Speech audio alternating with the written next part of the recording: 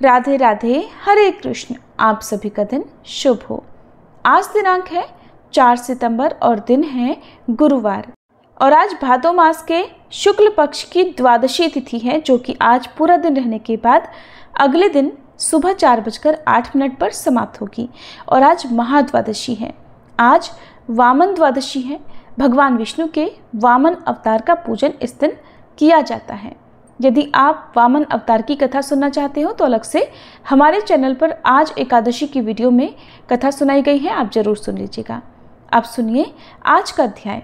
जब मुनियों ने पूछा कि तपोधन पापी मनुष्य दक्षिण मार्ग से यमपुरी में किस प्रकार प्रवेश करते हैं, ये हम सुनना चाहते हैं, आप विस्तार पूर्वक बताइए। तब व्यास जी बोले, मुनिवरों, दक्षिण द्वार अत्यंत घोर और महाभयंकर है। मैं उसका वर्णन करता हूँ, ध्यानपूर्वक सुनो। वहां सदा नाना प्रकार के हिंसक जंतुओं और गिदड़ियों के शब्द होते रहते हैं। वहां दूसरों का पहुंचना असंभव है। उसे देखते ही रोंगटे खड़े हो जाते हैं। भूत प्रेत पिशाच और राक्षसों से यह द्वार सदा ही घिरा रहता है।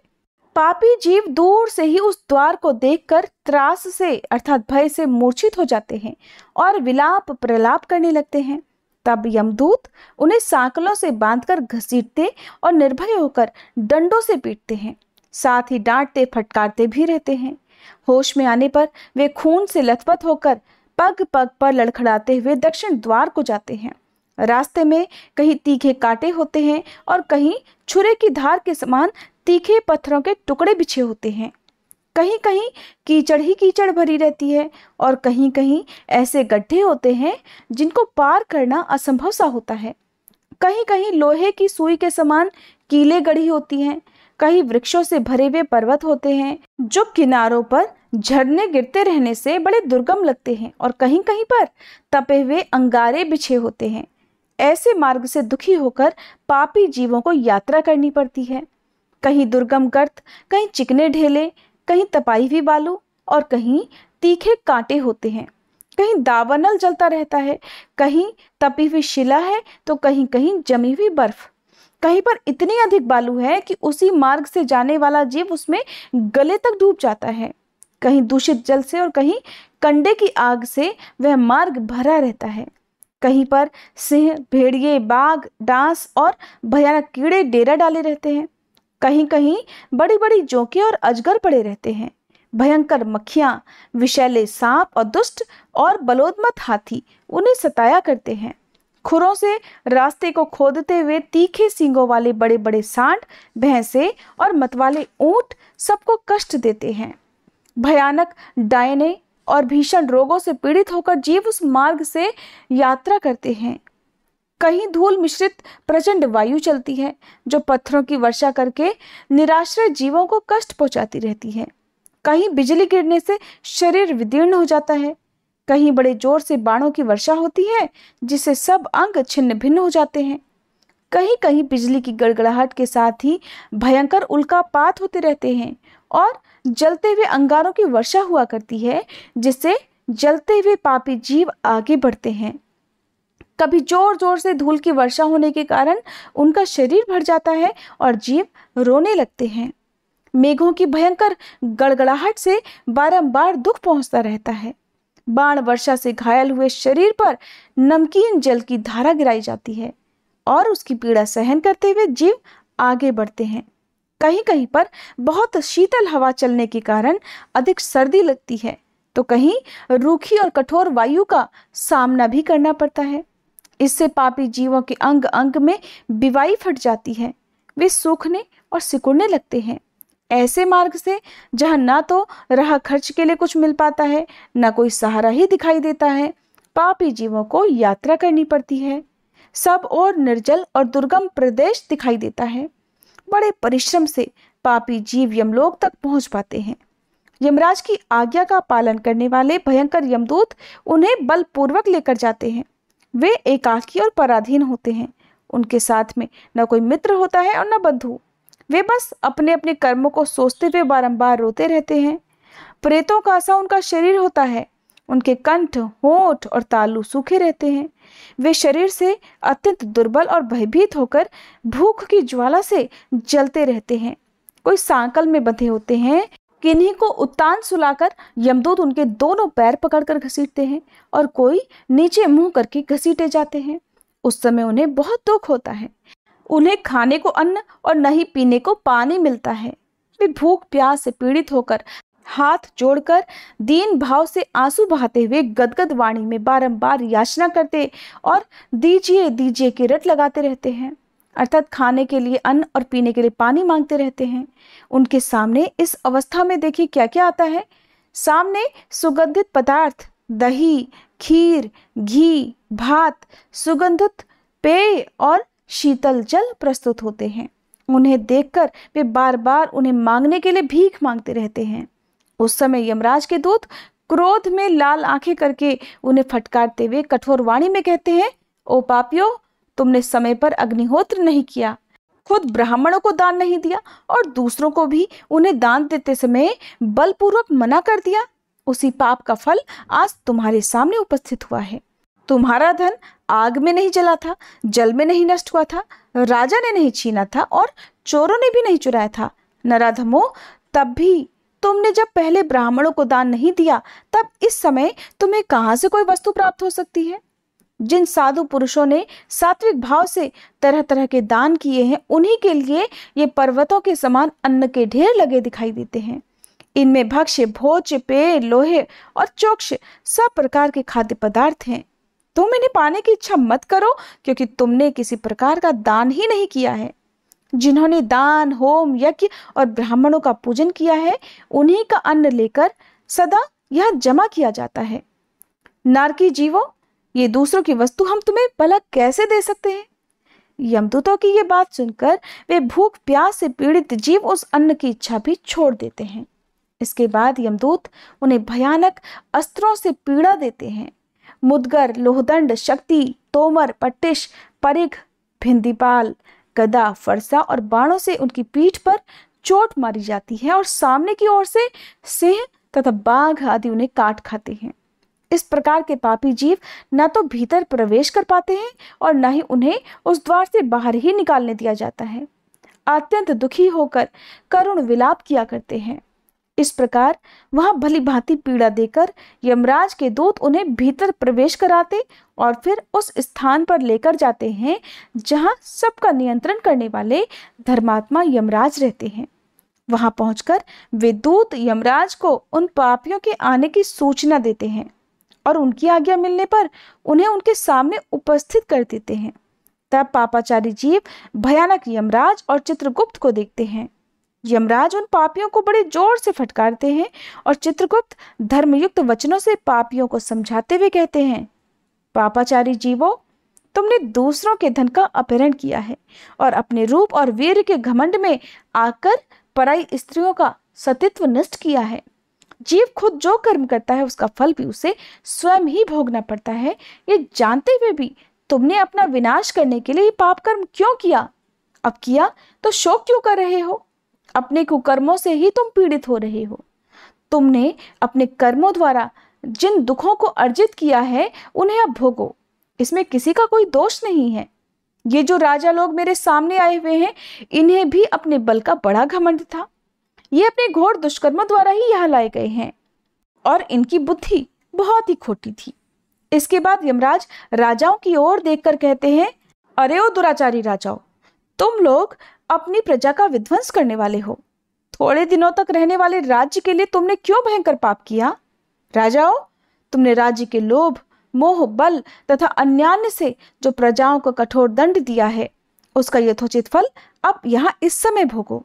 कहाँ गया वो राज्य? कहाँ गई वो रानियां जिनके लिए तुमने पाप कर्म किए हैं? उन सब को छोड़कर यहाँ तुम लोग एकाकी असहाय होकर खड़े हो। यहाँ वो सारी सेना नहीं दिखाई देती जिसके द्वारा तुमने प्रजा का दमन किया है, और इस समय यमदूत तुम्हारे अंग अंग फाड़े डालते हैं। देखो तो उस पाप का कैसा फल मिल रहा है। इस प्रकार यमराज के उपालंभ युक्त अनेक वचन सुनकर वे राजा अपने अपने कर्मों के बारे में सोचते हुए चुपचाप खड़े रह जाते हैं। तब उनके पापों की शुद्धि के लिए धर्मराज अपने सेवकों को इस प्रकार आज्ञा देते हैं, ओ चंड, ओ महाचंड, इन राजाओं को पकड़ कर ले जाओ और बारी बारी से नरक की अग्नि में तपाकर इन्हें पापों से मुक्त करो। धर्मराज की आज्ञा पाते ही यमदूत राजाओं के दोनों पैर पकड़कर तेजी से घुमाते हुए उन्हें ऊपर फेंक देते हैं और फिर लौटकर उनके पापों की मात्रा के अनुसार उन्हें बड़ी बड़ी शिलाओं पर देर तक पटकते रहते हैं, मानो वज्र से किसी महान वृक्ष पर प्रहार कर रहे हों। इससे पापी जीव का शरीर जर्जर हो जाता है। उसके शरीर के हर छेद से उसके शरीर से रक्त की धारा बहने लगती है। उसकी चेतना लुप्त हो जाती है, वह मूर्छित हो जाता है, हिलने डुलने में भी असमर्थ हो जाता है।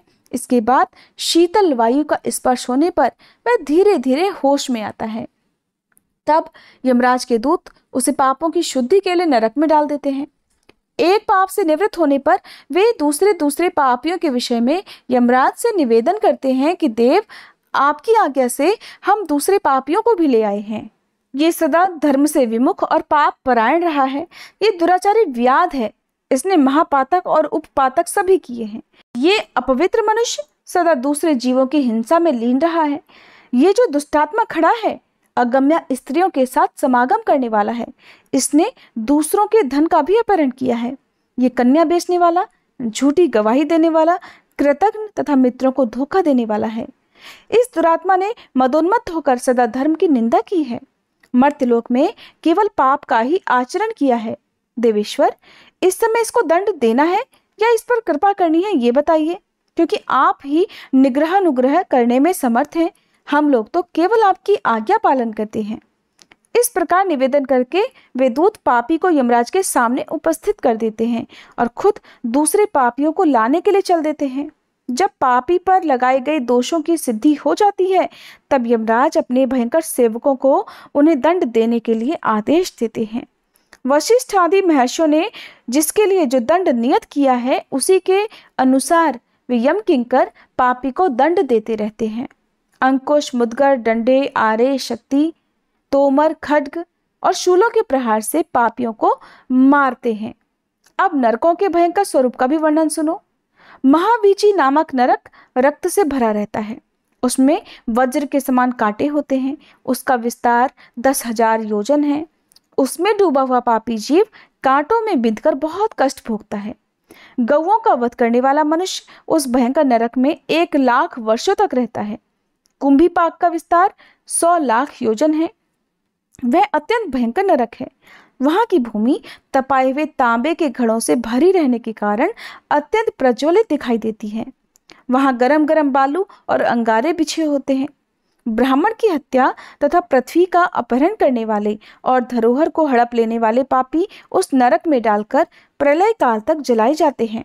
इसके बाद रौरव नामक नरक है, जो प्रज्वलित वज्रमय बाणों से भरा रहता है। उसका विस्तार 60,000 योजन का है। उस नरक में गिराए हुए मनुष्य जलते हुए बाणों से बिंधकर यातना भोगा करते हैं। झूठी गवाही देने वाले मनुष्य उसमें ईख की भांति पेरे जाते हैं। उसके बाद मंजूष नामक नरक है, जो लोहे से बना है। वह सदा जलता रहता है। उसमें ही उन्हें डालकर जलाया जाता है, जो दूसरों को निरपराध बंदी बनाते हैं। अप्रतिष्ठ नामक नरक पीप, मूत्र और विष्ठा का भंडार है। उसमें ब्राह्मण को पीड़ा देने वाला पापी नीचे मुंह करके गिराया जाता है। विलेपक नाम का घोर नरक लाह की आग से जलता रहता है। उसमें मदिरा पीने वाले ब्राह्मण डालकर जलाए जाते हैं। महाप्रभ नाम से विख्यात नरक बहुत ऊंचा है। उसमें चमकता हुआ शूल गढ़ा होता है। जो लोग पति पत्नी के बीच लड़ाई झगड़ा कराते हैं, उन्हें वही शूल से छेदा जाता है। इसके बाद जयंती नामक अत्यंत घोर नरक है, जहां लोहे की बहुत बड़ी चट्टान पड़ी रहती है। पराई स्त्रियों के साथ समागम करने वाले मनुष्य उसी के नीचे दबाए जाते हैं। शालमल नरक जलते हुए सुदृढ़ कांटों से घिरा हुआ है।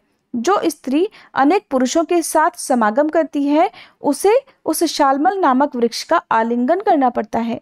उस समय वह पीड़ा से व्याकुल हो उठती है। जो लोग सदा झूठ बोलते और दूसरों के दिल को चोट पहुंचाने वाली वाणी मुंह से निकालते हैं, मृत्यु के बाद उनकी जीवा यमदूतों द्वारा काट ली जाती है। जो आसक्ति के साथ कटाक्षपूर्ण पराई स्त्रियों को ओर देखते हैं, यमराज के दूत बाण मारकर उनकी आंखें फोड़ देते हैं। जो लोग माता, बहन, कन्या और पुत्र वधू के साथ समागम तथा स्त्री, बालक और बूढ़ों की हत्या करते हैं, उनकी भी यही दशा होती है। वे 14 इंद्रों की आयु पर्यंत नरक यातना में पड़े रहते हैं। महारौरव नामक नरक ज्वालाओं से भरा हुआ और अत्यंत भयंकर है। उसका विस्तार 14,000 योजन है। जो मूढ़ नगर, गांव, घर या खेत में आग लगाते हैं वे एक कल्प तक उस नरक में पकाए जाते हैं। तामिस्र नरक का विस्तार 1,00,000 योजन है। वहां सदा खड्ग, पट्टिस और मुदगरों की मार पड़ती रहती है। इससे वह बड़ा भयंकर लगता है। यमराज के दूत चोरों को उसी में डालकर शूल, शक्ति, गदा और खड्ग से उन्हें 300 कल्पों तक पीटते ही रहते हैं। महातामिस्र नामक नरक और भी दुखदाई है। उसका विस्तार तामिस्र की अपेक्षा दुगना है। उसमें जोंकें भरी हुई हैं और लगातार अंधकार ही छाया रहता है।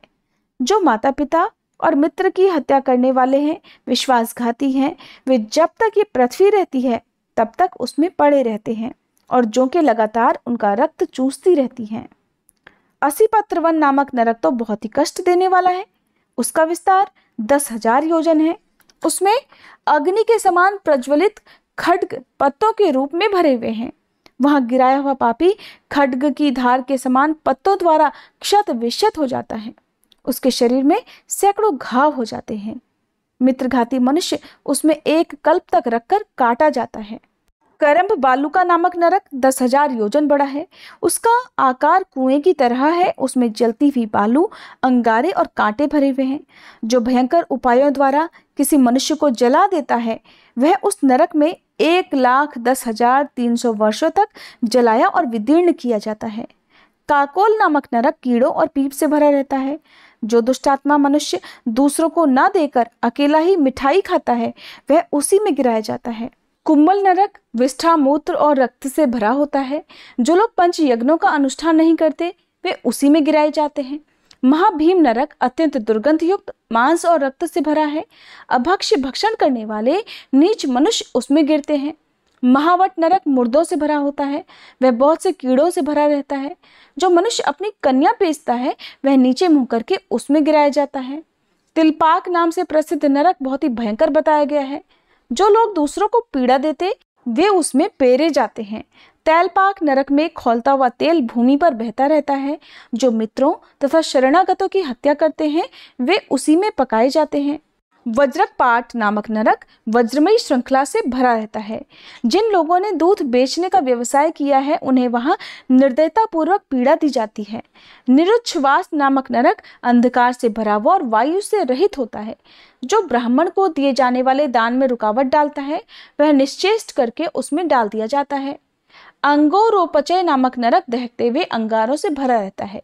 जो लोग देने की प्रतिज्ञा करके भी ब्राह्मण को दान नहीं देते वे उसी में जलाए जाते हैं।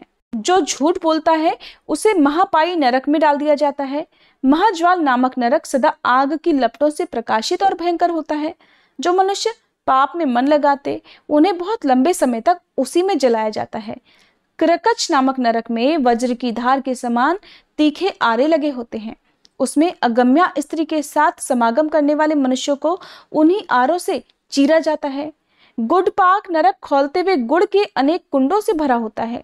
जो मनुष्य वर्ण संकरता फैलाता है वह उसी में डालकर जलाया जाता है। क्षुरधार नामक नरक तीखे उस्तरों से भरा रहता है।